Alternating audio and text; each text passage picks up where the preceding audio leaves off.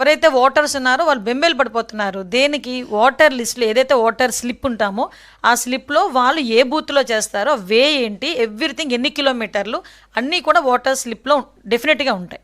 So, voter స్లిప్పులు పంచడం అయితే నిన్న ఈవినింగ్‌కి 95% అయిపోయింది. ఈ రోజుకి 100%, 100కి 100% కూడా ఓటర్ స్లిప్స్ డిస్ట్రిబ్యూషన్ అనేది కూడా జరిగిపోయింది.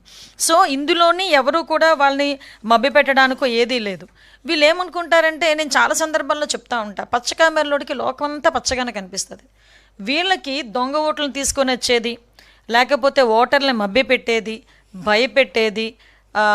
మీకు గుర్తుందో లేదో, ఈ 2021 జడ్పీటీసీ, ఎంపీటీసీ ఎలక్షన్స్ టైంలోని ఆ టైంలో నామినేషన్ వేయటానికి వెళ్ళినా కూడా నామినేషన్‌ని చేతిలోకి లాక్కొని చింపేసిన సందర్భాలు కూడా ఉన్నాయి.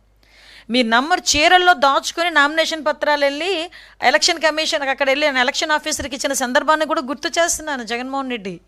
ఈరోజు పులివెందుల్లో గానీ, ఒంటిమిట్టలో గానీ